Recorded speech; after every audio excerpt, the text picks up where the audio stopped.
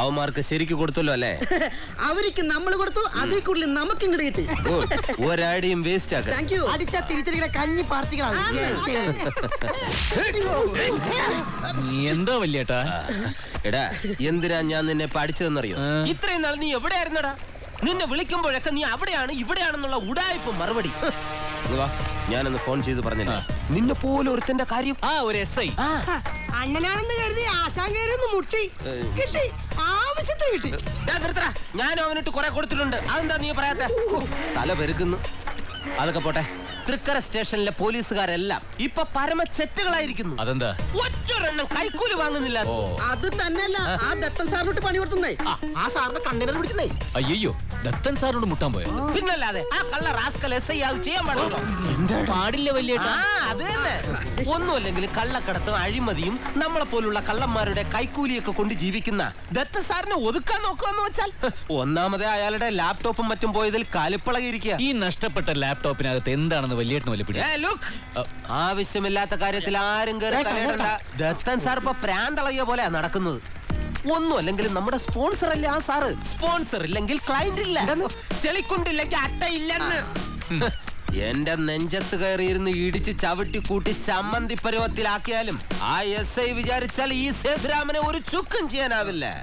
നോക്ക, അടുത്ത ബുധനാഴ്ച രാത്രി സിറ്റിയിലെ 12 വീടുകളിൽ മിന്നൽ മോഷണം നടത്തണം. ദാറ്റ് ഈസ് സേതുരാമന്റെ പ്ലാൻ. സിറ്റിയിലെ 12 വീടുകളോ? അത് കൊള്ളാം. ഏതൊക്കെ വീടുകളാ വല്യേട്ടാ? ഓക്കെ, ഞാൻ പറയാം. ഏതായാലും ഈ വിവരം കേട്ടാൽ ആ SI ഒന്ന് ഞെട്ടും. ഞെട്ടും. പലരും ഞെട്ടും. Okay, my boys, come on.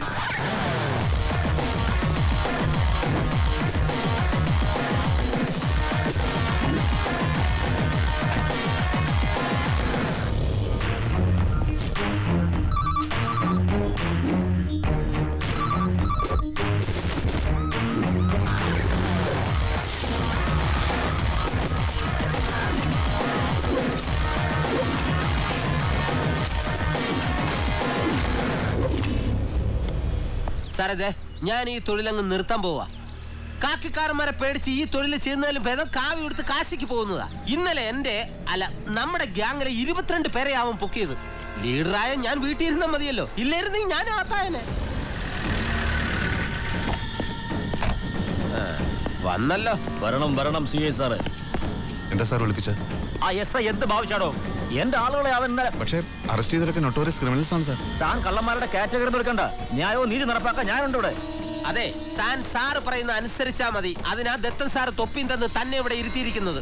ഇല്ലെങ്കിലേ ഇവിടെ ട്രാഫിക്കിൽ തന്നെ തിരിച്ചു പോകേണ്ടി വരും. കള്ളനെ പിടിക്കുന്ന പോലീസേ. സാറേ, 24 മണിക്കൂറിനകം അവനെ എന്തെങ്കിലും കാര്യത്തിൽ സസ്പെൻഡ് ചെയ്യാൻ സാർ റെക്കമെൻഡ് ചെയ്യണം.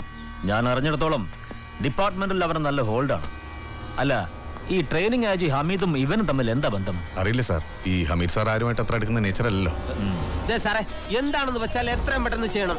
അവന്റെ ഇടിയെന്ന് വെച്ചാ എനിക്ക് ഓർക്കാൻ കൂടി പോയി അപ്പബോധം കിടും.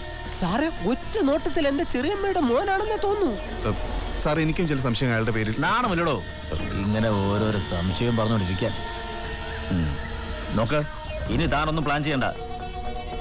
ഞാൻ പറഞ്ഞതുപോലെ അവന്റെ നീക്കങ്ങൾ എന്നെ അറിയിച്ചുകൊണ്ടിരിക്കുക. ബാക്കി കാര്യങ്ങൾ ഞാൻ അന്വേഷിച്ചോളാം. ഒരു കോൾ ഉണ്ട് സാർ. ഞാൻ ഹലോ. ഒരു മിനിറ്റ്. ശരിയാക്കാടോ. മാപ്പ് പറയാനായിരിക്കും. മാപ്പെന്നും പറഞ്ഞിട്ട് ഒരു കാര്യമില്ല മോനെ. ട്രാഫിക്കിന് എന്താ ഇത്ര വലിയ കുഴപ്പം? അയ്യോ, എന്തോ ചെയ്യുന്ന ട്രാഫിക് ഞാൻ പിടിക്കണോ? ഈ കാനഡയിൽ എന്തൊക്കെ സംഭവിച്ചിട്ടുണ്ടോ? Yes, come in. Sir, I'm Jayashankar, Thrikkara സ്റ്റേഷനിലെ. അറിയാം. വീരകഥകളൊക്കെ അപ്പൊ തന്നെ എനിക്ക് കിട്ടുന്നുണ്ട്. താൻ വന്ന കാര്യം പറ.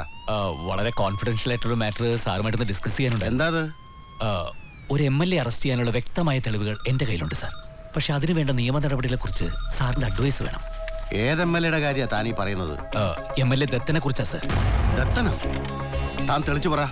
സാർ, ഒരു പ്രത്യേക സാഹചര്യത്തിൽ എനിക്ക് ലഭിച്ച സീഡികളും പെൻഡ്രൈവും പരിശോധിച്ചപ്പോൾ MLA ദത്തനെ സംബന്ധിക്കുന്ന ഞെട്ടിപ്പിക്കുന്ന പല വിവരങ്ങൾ എനിക്ക് കിട്ടി സാർ.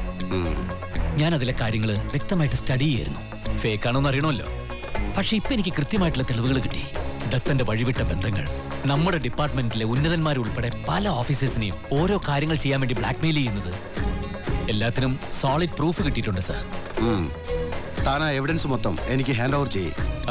സാർ, നമുക്കിത് ഹോം സെക്രട്ടറിക്ക് മുമ്പിൽ പ്രൊഡ്യൂസ് ചെയ്യാം. അതിന് സാറിന്റെ ഒരു ഹെൽപ്പ്. തന്റെ കഴിവിനെ ഞാൻ അപ്രീഷിയേറ്റ് ചെയ്യുന്നു. തന്നെ പോലുള്ള ഉദ്യോഗസ്ഥരെയാണ് സേനയ്ക്ക് ഇപ്പോൾ ആവശ്യം. തൽക്കാലം ഈ ഡിസ്കഷൻ നമ്മൾ രണ്ടുപേരും മാത്രം അറിഞ്ഞാൽ മതി. ലീക്ക് ആയാൽ പ്രശ്നമാണ്. എപ്പോൾ എങ്ങനെ നീങ്ങണമെന്ന് ഞാൻ പറയാം. സാർ, പിന്നെ എന്റെ superior officer CA Sajan sir ഈ ദത്തിന് വളരെ വേണ്ടപ്പെട്ട ആളാ. അതുകൊണ്ടാണ് ഞാൻ സാറിനോട് തന്നെ. ഓക്കെ, ഞാൻ വേണ്ടത് ചെയ്തോളാം. ഓ സാർ.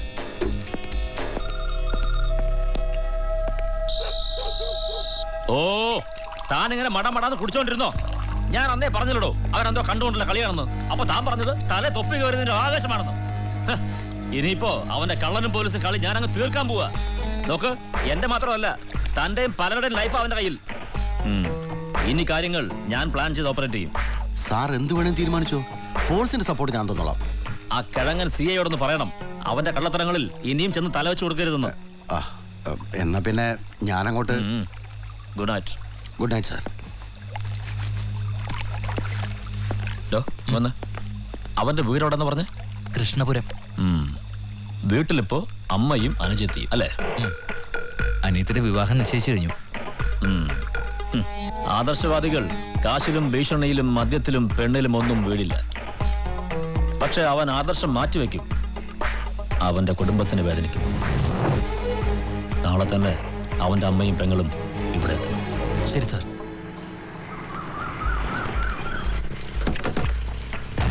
ഇത് തന്നെയാണെന്നാ തോന്നുന്നത്. നിങ്ങൾ ഇവിടെ ഇരിക്കും, സിഗ്നൽ വരുമ്പോ വന്നാൽ മതി.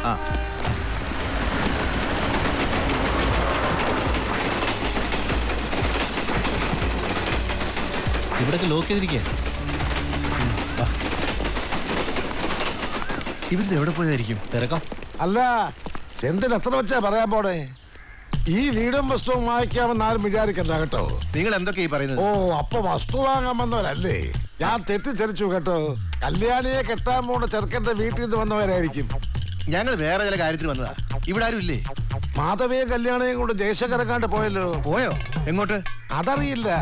രാവിലെ ഇത്തിരി വില കൂട്ടി പറയാന്ന് വിചാരിച്ചു വന്നപ്പോ വീട് പൂട്ടിക്കിടക്കുന്നു. അന്വേഷിച്ചപ്പോഴാണ് അറിഞ്ഞത് അവൻ അവരെയും കൂട്ടി പോയെന്ന്. അവൻ കടത്തിയതാ. ഞാനൊന്ന് ചോദിക്കട്ടെ, നിങ്ങൾ റിയൽ എസ്റ്റേറ്റുകാരല്ലേ? ഒന്ന് പോടോ. ദേശക്കാരായിരിക്കും.